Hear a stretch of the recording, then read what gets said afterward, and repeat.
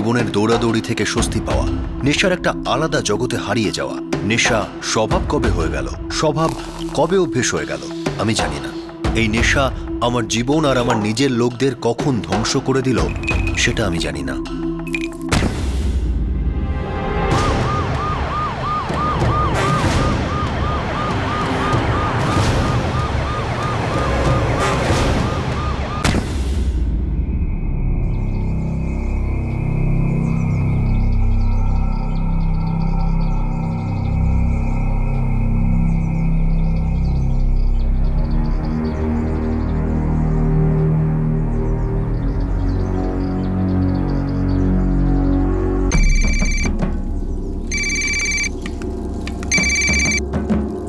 হ্যাঁ, আসসালামু আলাইকুম ভাই। ওয়ালাইকুম সালাম ওয়াকার ভাই।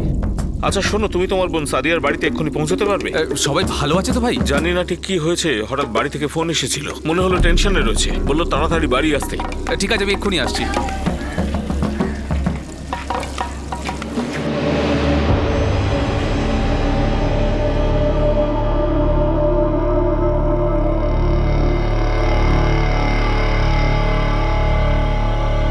সাদিয়া ভাবি, সাদিয়া ভাবি,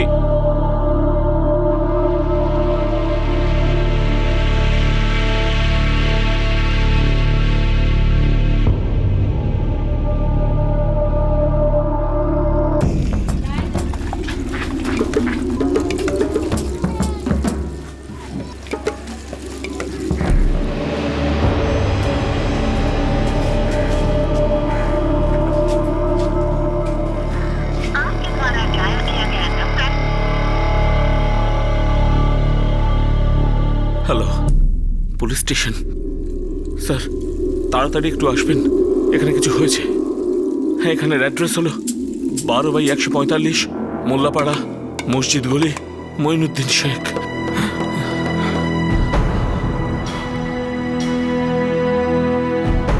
ভাই, এইসব কি হয়েছে?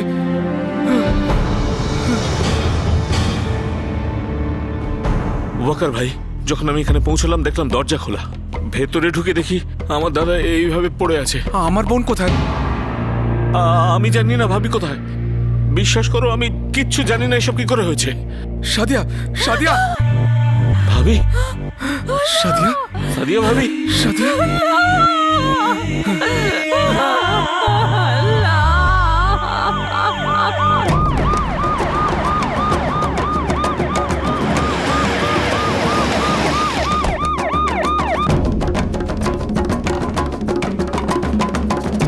এই, সরে যান, সরে যান এখান থেকে। জায়গা দিন। হ্যাঁ, আসুন স্যার। এ তোমার কে? স্যার আমার নিজের বড় ভাই মঈনুদ্দিন শেখ, এনার স্বামী, ওনার নাম সাদিয়া শেখ। সাদিয়া আমার ছোট বোন, আমার নাম ওয়াকার। তোমার নাম? আগে সাইফুদ্দিন শেখ স্যার। আমি আপনাকে ফোন করেছিলাম। মানে লাশটাকে তুমিই প্রথম দেখেছিলে?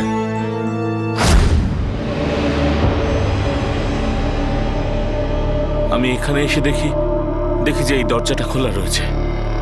সাদিয়া ভাবি, সাদিয়া ভাবি, তারপর ভেতরে ঢুকলাম। সাদিয়া ভাবি, আমি সাদিয়া দেখলাম দাদা পড়ে আছে।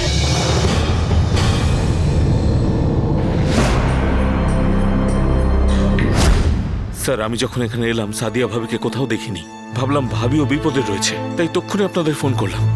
আমি যখন এখানে এলাম উনি তখন আপনাদের ফোন করছিল, তখনই সাদিয়া এলো। আর আপনি কোথায় গিয়েছিলেন? আপনার স্বামী কি বাড়িতে একাই ছিল? আমি তো বাজারে গিয়েছিলাম সবজি আনতে। যখন ফিরলাম তো দেখলাম সাইফ ভাই আর ওয়াকার এখানে আছেন, আর আমার স্বামীর খুন হয়ে গেছে। আমি আসার আগে থেকেই উনি তো এখানেই ছিলেন। হ্যাঁ হ্যাঁ স্যার, আমি এখানে এসেছি। সাদিয়া ভাবি তো নিজেই ফোন করে বললো যে খুব দরকার আছে, একটু তাড়াতাড়ি বাড়ি এসো। আমি এখানে এসেছিলাম কারণ উনি আমাকে ফোন করে ডেকেছিলেন। আরে স্যার, আপনি এভাবে কেন দেখছেন আমায়? স্যার আমি কিচ্ছু করিনি স্যার, সত্যি বলছি আমি কিছু করিনি স্যার।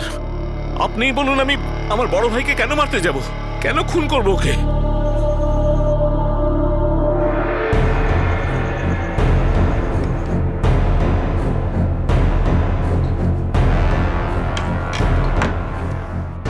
স্যার গলা কাটা হয়েছে, আশেপাশে কোনো হাতিয়ারও পাইনি যা দিয়ে খুনটা হয়েছে। তুমি এক্ষুনি ফরেন্সিক ডিপার্টমেন্টকে খবর দাও, ঘরটাকে তন্ন তন্ন করে খোঁজো, আর তারপর লাশটাকে পোস্টমর্টমে পাঠিয়ে দাও। স্যার। আর হ্যাঁ, এই তিনজনকে, সাদিয়া, ওয়াকার আর সাইফুদ্দিন, এদের পুলিশ স্টেশনে নিয়ে চলো। নিশ্চয়ই এরা কিছু লুকোচ্ছে।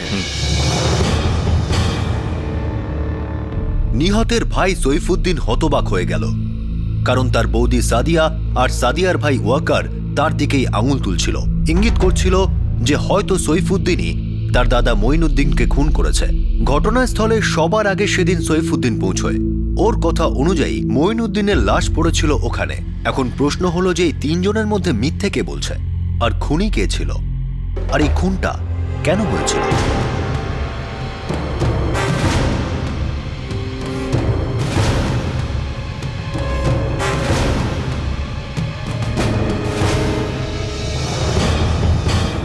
এই খুনে কোনো ষড়যন্ত্র আছে। সেটা কেমন অফিসার? ভিকটিমের গলা কাটা হয়েছে, কিন্তু ঘরের কোথাও রক্তের কোনো দাগ নেই, না দেওয়ালে না অন্য কোথাও। তার মানে আপনি বলতে চাইছেন কেউ প্রমাণ লোপাট করেছে?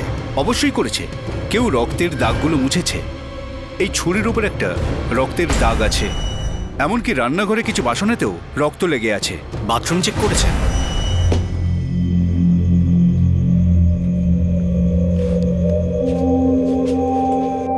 কেউ প্রমাণ লোপাট করার চেষ্টা করেছে। এই দেখুন, এটাকে সবেমাত্র শুকোনোর জন্য রাখা হয়েছে।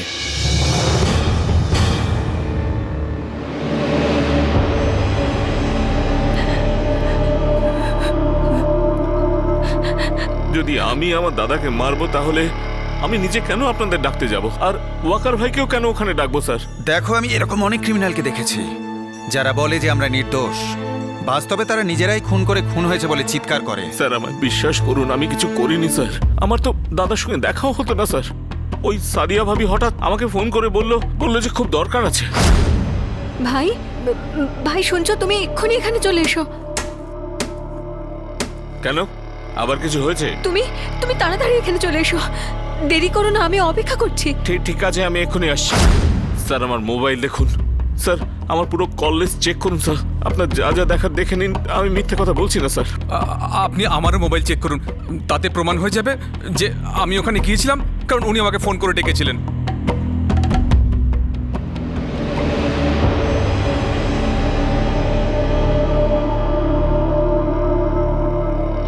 তোমার মোবাইলটা দাও।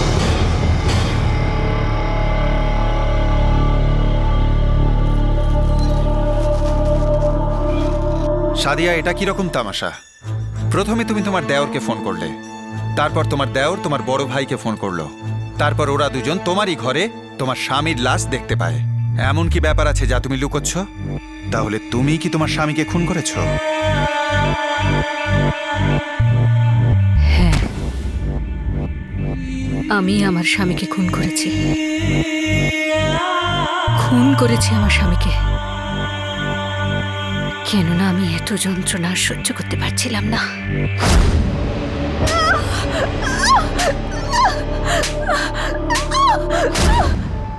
তেইশ বছর ধরে, পুরো 23 বছর ধরে আমি ওর অত্যাচার সহ্য করে আসছিলাম। তারপরে একদিন এলো, আমাকে কিছু করতেই হলো। 23 বছর বাদে এমন কি ঘটলো যাতে তুমি তোমার স্বামীকে খুন করলে? যদি আমি ওকে না মারতাম তো ও আমাকে মেরে ফেলতো। ভালো কথায় টাকা দে বলছে, টাকা দে আমাকে, দে তো শেষ করে দেবো আজ। দে দে আমাকে পয়সা, টাকা দে আমাকে, আমি বলছি টাকা দে আমাকে, বলছি দে, টাকাটা দিলে মেরে ফেলবো আমি, টাকা দে, আমি বলছি টাকা দে আমাকে, টাকা দে, বলছি দে, টাকাটা দিলে মেরে ফেলবো আমি, টাকা দে, টাকা দে, দে টাকা, টাকা দে,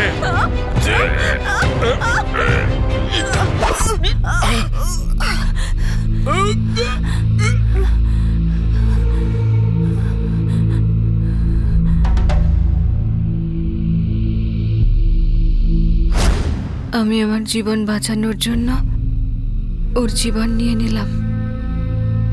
আমি খুব ভয় পেয়ে গিয়েছিলাম স্যার, তো আমি তখন ওর ছোট ভাইকে ফোন করে ডাকলাম। হ্যাঁ, তারপর তুমি খুব চালাকি করে এই খুনটা তার ঘাড়ে চাপানোর চেষ্টা করছিলে। কেন? তোমার সাথে ওর কি কোনো শত্রুতা ছিল?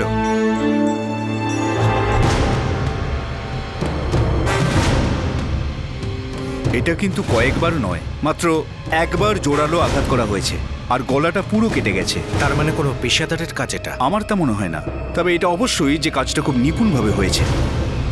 এটাই মার্ডার ওয়েপন? আমার ডাউট আছে এই ছুরিতে মার্ডার হতে পারে, কিন্তু এত গভীরভাবে গলা কাটা যাবে না, তাও একবারে। তার মানে বলছেন যে এর থেকে বড় কোনো ছুরি বা চপার ইউজ করা হয়েছে? হ্যাঁ, কোনো বড় চপার দিয়েই হয়েছে। আমি নিশ্চিত হয়ে বলছি, একটা ধারালো এবং বড় চপার।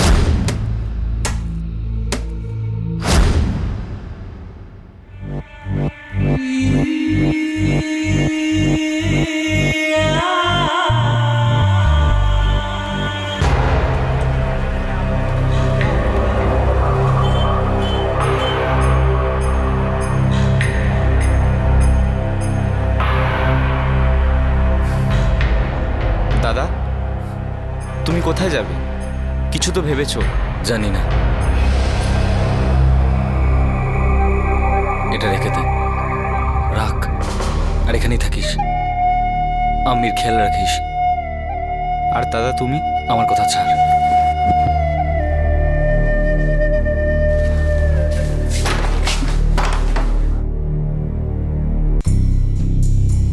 স্যার, মঈনুদ্দিনের খুন এই ছুরি দিয়ে হয়নি।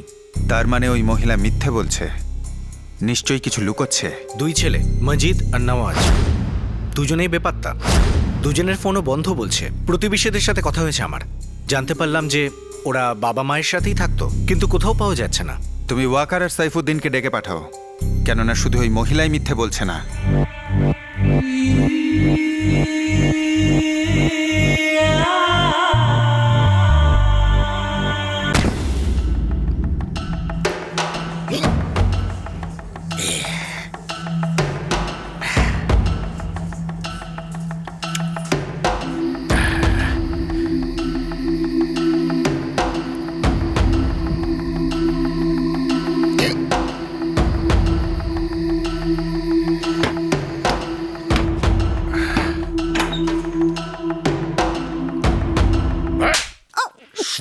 রুটি এটা কোনো খাবার? ছেলেদের ভবিষ্যৎ রয়েছে, ওদের বড় করতে হবে, পড়াতে হবে। তোমার এই মদের নেশা কি করে হবে বলো? কি করে সংসার চালাবো? করে চলবে সংসার? সংসার এটা তুই চালাচ্ছিস সে সংসার? সারাদিন খেটে খুটে বাড়িতে আসবো, দুটো শুকনো রুটি ছাড়া কিছু নেই। গোস্তের কথা তো ছেড়েই দাও, একটা ডালও হয় না। কসাই গোশ বিনা পয়সায় দেয় না, আর ধারেও দেয় না। সবজিওয়ালারাও পয়সা চায়, সেটাও আমার কাছে থাকে না। কি করে চালাবো সংসার? আছে কোনো উত্তর? যখনই বাড়িতে আসবো তখনই খেচর খেচর খেচর খেচর খেচর খেচর, শান্তিতে দুটো রুটিও খাওয়া যাবে না। কি দেখছিস এখানে? টিভিতে কোনো নাটক চলছে? নিজেদের ঘরে যা, যা এখান থেকে। যা তৈরি হয়েছে গরম করে দিচ্ছি, খেয়ে নাও। যেটা তৈরি করেছিস সেটা গরম কর আর নিজেই খেয়ে নে। আমি খাবো না, না খেয়ে প্রথমবার শুচ্ছি না আমি। কাল ভাইয়ের বাড়ি গিয়ে কিছু খেয়ে নেবো।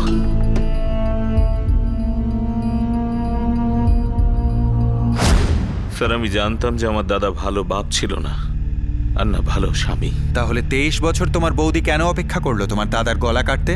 সেই ব্যাপারটা তো আমিও বুঝতে পারছি না স্যার। হ্যাঁ, মানছি যে সাদিয়া ভাবিকে মারতো পিটতো, কিন্তু অতটা খারাপ লোকও ছিল না। যখন ওদের বিয়ে হয়, বাচ্চা কাচ্চা হয়, ও সৎভাবেই কাজ করত। এক সময় তো এমনটা ছিল স্যার, দাদা আমার সাথেই কাজ করত।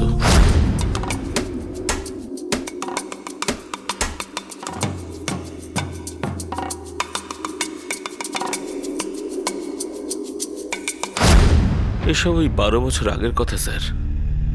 আমার দাদা তখন ঠিকঠাক করেই কাজ করত। তারপর জানি না কবে মদের নেশা ধরে ফেললো। প্রথম প্রথম তো ওই একটু আধটু খেত।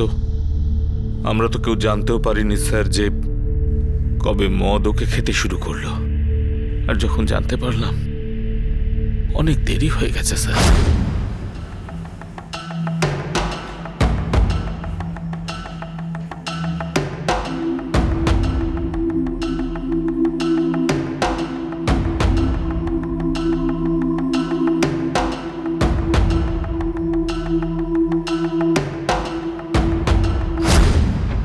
কয়েক বছর ধরে ও বাড়িতে কম আর মদের থেকেই বেশি থাকতো।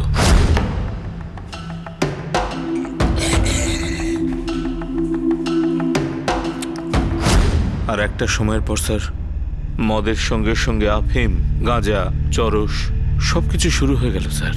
তারপর আর কি ও রাস্তার মধুমাতাল হয়ে গেল।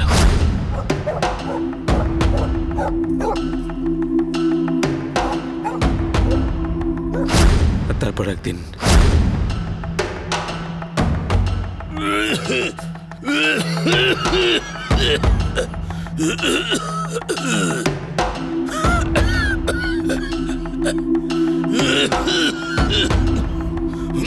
কি হয়ে গেল এই আল্লাহ? কেন এত কষ্ট? হ্যাঁ এ আল্লাহ, রক্ত কি হয়েছে আম্মি? তোর আপুর শরীর খুব খারাপ। হ্যাঁ। তুই এখনই তোর দাদাকে ফোন কর। করছি। আরে জল জল খাও খেলাও, না, জল খাবো একটুখানি না, জলটা জল খাও, খাবো না। দেখবে ভালো লাগবে। শুয়ে পড়ো। এই নওয়াজ, বাড়ি থেকে তোর ভাই ফোন করেছে? হ্যাঁ হ্যাঁ, তা শালা এখনো বেঁচে রয়েছে? যত তাড়াতাড়ি মরবে তত ভালো। না, কিচ্ছু করার দরকার নেই। এই নওয়াজ কি ওর বাবাকে ঘেন্না করতো? নিজের মাকে খুব ভালোবাসে স্যার। ওর মায়ের ওই অপমান, ওই মারধর, যন্ত্রণা এসব সহ্য হতো না ওর। ও 14 বছর বয়সেই কাজে ঢুকে গিয়েছিল স্যার। কি করতো? সাদিয়া ভাবির ভাই ওয়াকার ভাইয়ের হোটেলে কাজ করত। মানে ওয়াকার ভাই নওয়াজকে কাজে লাগিয়ে দিয়েছিল। ওর রোজগারের টাকাতেই সংসার চলত। অন্তত সাদিয়া ভাবি আর ওর ছোট ভাইয়ের দুবেলার খাবার জুটত স্যার। তাহলে নওয়াজ ওর বাবাকে কি দেখতো না? স্যার ও শুধু নিজের মায়ের জন্যই বাপকে বরদাস্ত করত। কারণ সাদিয়া ভাবির আশা ছিল যে দাদা হয়তো কোনো দিক শুধরে যাবে।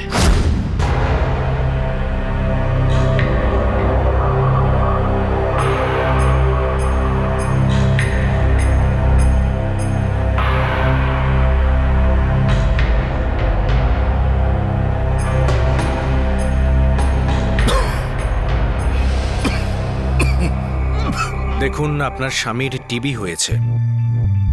টিভি? হ্যাঁ, রোগ অনেক দূর ছড়িয়ে গেছে, আর ওনার শরীরও দুর্বল, তাই প্রতিরোধ ক্ষমতাও কমে গেছে। গায়ে রক্ত কম, মদ বেশি রয়েছে ডাক্তারবাবু। তার উপরে চড়স খায় আমার বাপ। দেখুন, আজকের পর থেকে এক ফোঁটা মদ নয়, আর অন্য কোনো নেশাও নয়। ওনাকে এখন সম্পূর্ণ বিশ্রামে থাকতে হবে, আর নিয়মিত ওষুধও খেতে হবে। তবুও আমরা আপনাদের ভরসা দিতে পারছি না।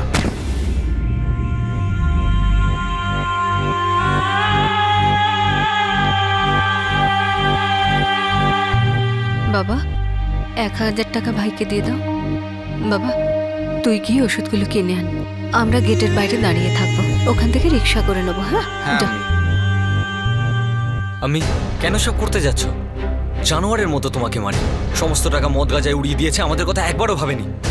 আর তার জন্যই তুমি এসব কেন করছো? কেননা ও তোর বাবা। না, ওই লোকটা শুধু আমাদের জন্ম দিয়েছে। বাবা সে যে পালন করে, যে ভালোবাসবে, ভবিষ্যতের কথা ভাবে, আর যে নিজের পরিবারকে সম্মান করে। বাবা, এইসব কথা পরে হবে, এখন ওকে বাড়ি নিয়ে যেতে হবে। চল চল চল। আমি অনেক চেষ্টা করেছিলাম স্যার, কিন্তু দাদার নেশার অভ্যেস ছাড়ানোই যেত না। তারপর আর কি স্যার, না কাজকর্ম ছিল, না হাতে পয়সা। যখন যখন নেশার ইচ্ছে জাগতো, দাদার শয়তানিও তখন বেড়ে যেত। পয়সা দে না তো আজকে শেষ করবো। স্যার, কতবার আমার মনে হয়েছে সাদিয়া ভাবি দাদাকে কেন তালাক দিচ্ছে না, কিন্তু উনি ভাবতেন অন্যভাবে। তুমি আমাকে সত্যি কথা বলো, নওয়াজ আর ওর ভাই কোথায়? সত্যি বলছি, আমি কিচ্ছু জানি না। তাহলে সাদিয়ার বড় ভাই নিশ্চয়ই জানবে। নওয়াজ তো ওর হোটেলেই কাজ করে। কাজ করতো স্যার। নওয়াজ 6 মাস আগে ওয়াকার ভাইয়ের হোটেলেই কাজ করতো স্যার, কিন্তু 6 মাস আগে ওই কাজটা ছেড়ে দেয়। নিজের ব্যবসা শুরু করেছিল নওয়াজ। মসজিদের পাশেও কাবাবের দোকান লাগিয়েছিল।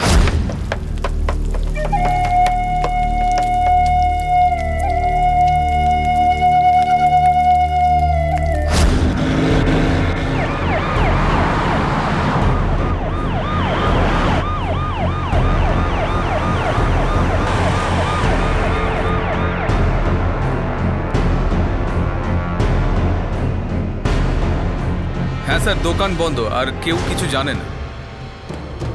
কৈলাস, তোমার কি মনে হয়? স্যার, আমি দুটো ছেলেরই ফটো সব পুলিশ স্টেশনে পাঠিয়ে দিয়েছি, আর খোঁচরদেরও খবর দিয়ে দিয়েছি। কিন্তু ওই দুটো ছেলের বেপাত্তা হয়ে লাভটা কি, যখন ওদের মাই বলছে যে ও নিজেই তার স্বামীকে খুন করেছে? স্যার, আমার মনে হয় ওদের মা খুন করেনি।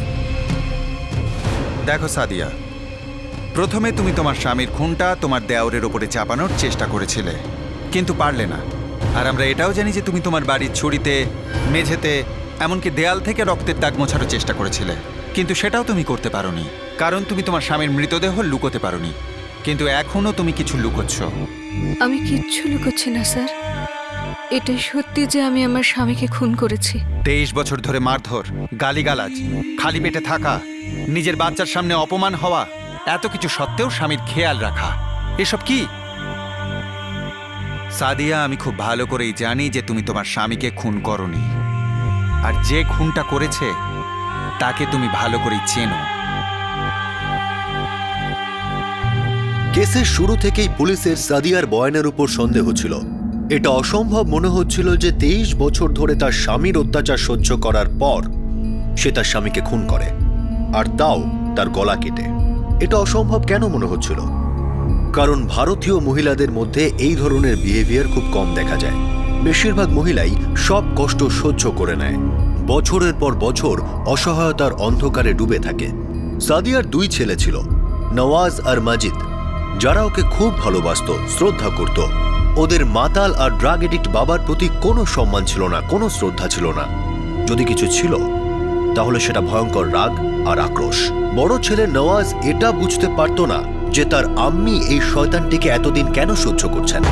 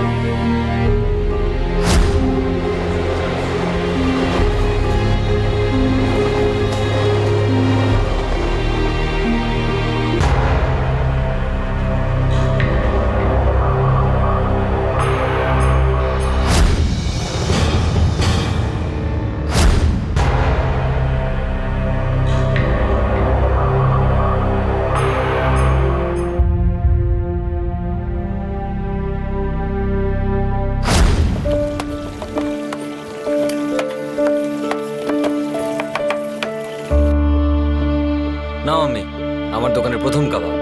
ভাই, তুইও খা। আল্লাহ মিয়া তোমার খুব ভালো করুক, উন্নতি করুক। ইনশাআল্লাহ আমি সব ভালো হবে।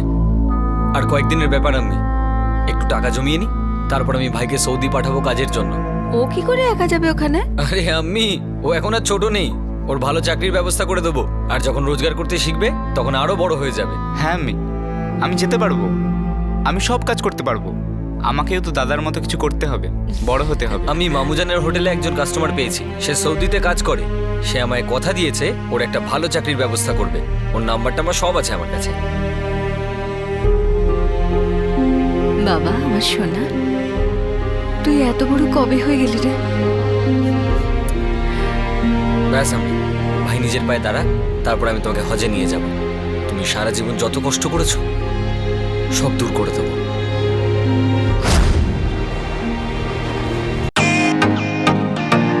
Welcome to Biten world.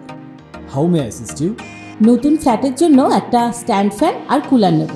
এই পচা গরম থেকে একটু স্বস্তি চাই। বাজার চলতে সব ব্র্যান্ড আর ভরসাযোগ্য নয়। তার জন্য তো আমাদের ফ্যান আছে, all purpose bullet table fan, ceiling fan. আমাদের সিলিং ফ্যান কিন্তু 30 মাসের ওয়ারেন্টি সহ পাওয়া যায়। আছে ফারাটা 2 বছরের ওয়ারেন্টি, 17 থেকে 20 মিটার এয়ার ফ্লো। মধ্যবিত্তের সাধ্যের মধ্যে একমাত্র ভরসাযোগ্য ব্র্যান্ড বিটেন। আমাদের কুলারের কিন্তু অনেক range, 45 litres, 50 litres, 70 litres, 90 litres, 110 litres. Honeycomb সহযোগে বিটেনের সব কুলারের ওয়ারেন্টি 1 বছর। চেনা হাওয়ায় অচেনা অনুভূতির জন্য একমাত্র আদর্শ বিটেন। গরমে স্বস্তি পেতে বিটেনের ফ্যান হোক বা কুলার, আজই আনুন বাড়িতে। Beaten, digitally yours.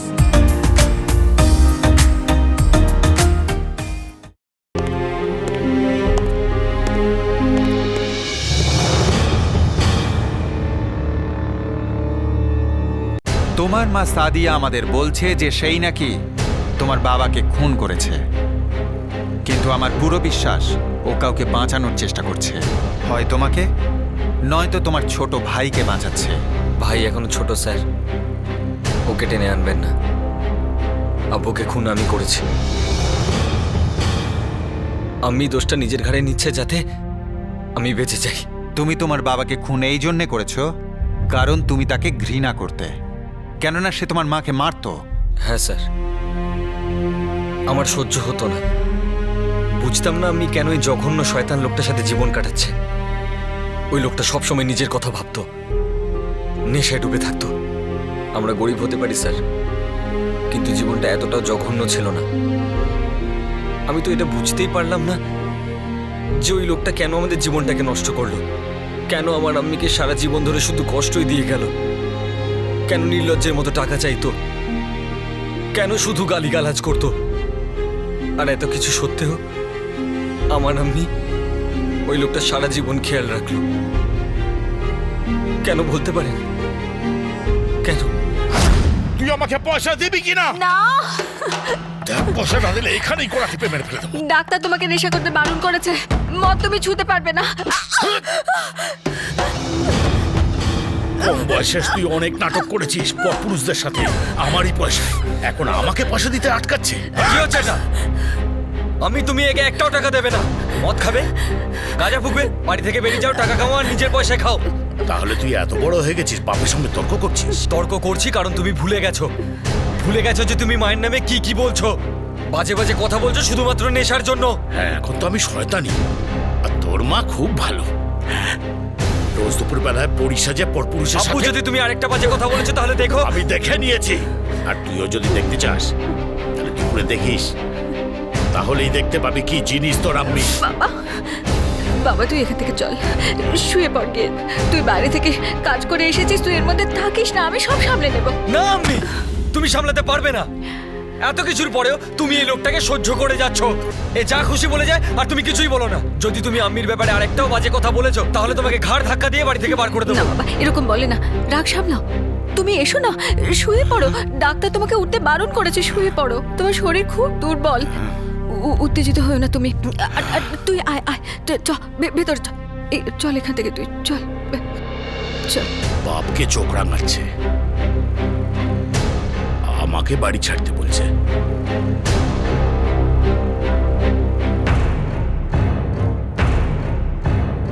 ভালো কথায় টাকা দে বলছে, টাকা দে আমাকে, দে, নয়তো শেষ করে দেবো আজ। দে, দে আমাকে পয়সা। আমি বলছি টাকা দে আমাকে, বলছি দে, টাকাটা দিলে মেরে ফেলবো আমি। টাকা দে, টাকা দে, দে টাকা, টাকা দে, দে।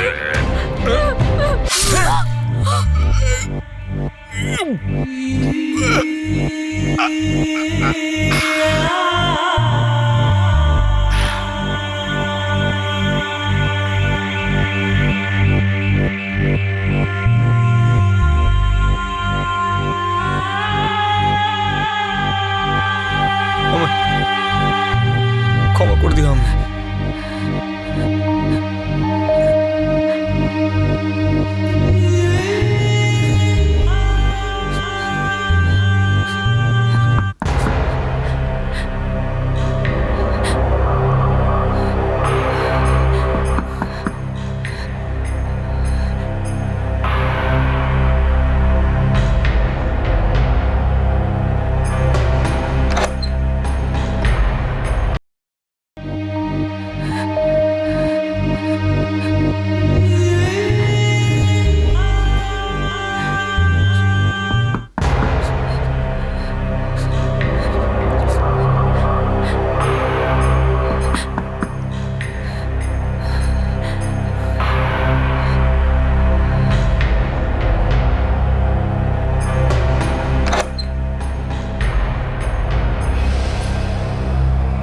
কি হয়েছে দাদা?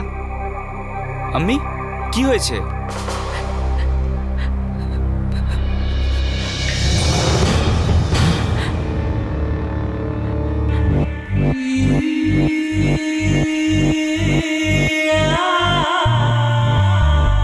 তুই ভাইকে নিয়ে অন্য কোথাও চলে যা। ততক্ষণে আমি সব পরিষ্কার করে দিচ্ছি। না আমি পুলিশের কাছে চলে যাচ্ছি। না, এসব তুই মুখও আনবি না। তোদের দুজনের সামনে এখন সারাটা জীবন পড়ে আছে। তোরা এখান থেকে বেরিয়ে যা, আমি সব দোষ নিজের ঘাড়ে নিয়ে নেবো। তুমি এরকম কিচ্ছু করবে না। বাবা, তুই তোর মায়ের কথা শুনবি না? তোকে আমার দিব্যি বাবা, তোরা এখান থেকে পালিয়ে যা, দূরে কোথাও চলে যা। যা।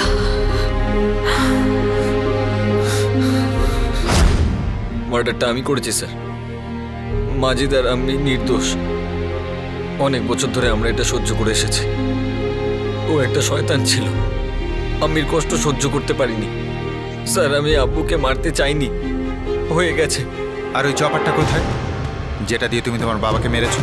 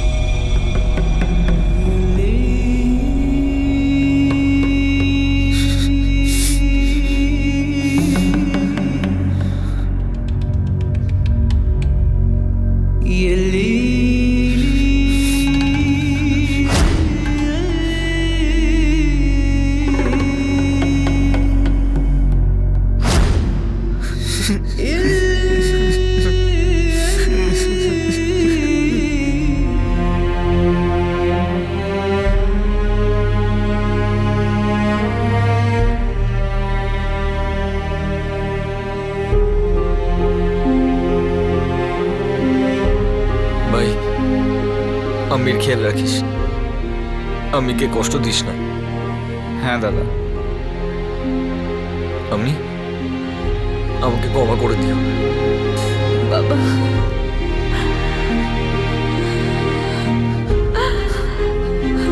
নওয়াজের উপর তার বাবাকে খুন করার চার্জ লাগানো হয়।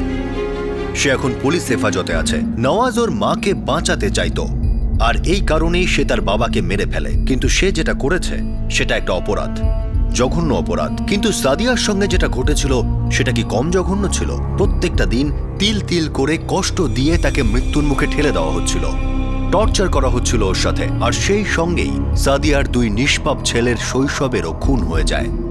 সেটাও কি কম জঘন্য?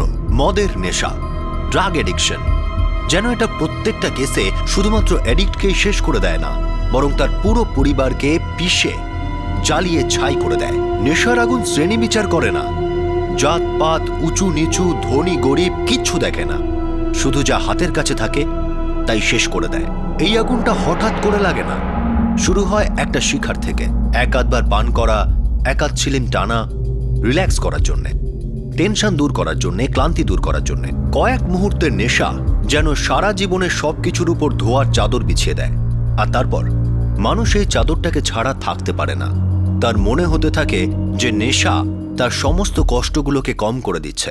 এই শিখাটা আস্তে আস্তে বেড়ে ওঠে, তারপর আগুন হয়ে দাঁড়ায়। কিন্তু সব ক্ষেত্রে আগুন ছড়ানোর আগে এটা ইঙ্গিত নিশ্চয়ই দেয় যে ধ্বংস হতে চলেছে। দুর্ভাগ্যবশত শহুরে জীবনের হইচইয়ের মধ্যে এই আওয়াজটা শোনা যায় না। তারপর খুব শীঘ্রই ধ্বংসের ছবি দেখা যায়। ক্রাইম পেট্রোলের মঞ্চ থেকে আমরা সমস্ত দর্শকদের কাছে আবেদন করছি যে আপনি যদি নিজে নেশাগ্রস্ত হন বা আপনার আশেপাশে কেউ যদি নেশায় বুঁদ হয়ে থাকে, তাহলে আপনাকে সাহায্যের ব্যবস্থা আছে। অনেক সংস্থা আছে, অনেক হাসপাতাল আছে, ট্রিটমেন্ট আছে, যেটা নেশার সাথে লড়াই করতে আপনাকে সাহায্য করতে পারে। কিন্তু সেই প্রথম পদক্ষেপ, সেই সাহসী পদক্ষেপটা আমাদেরই নিতে হবে। নিজে নিজে কখনোই কিছু ঠিক হবে না। আর পৃথিবীর কোনো নেশাই আপনার কোনো প্রবলেমকে সলভ করতে পারে না, বরং নতুন সমস্যার সৃষ্টি করতে পারে।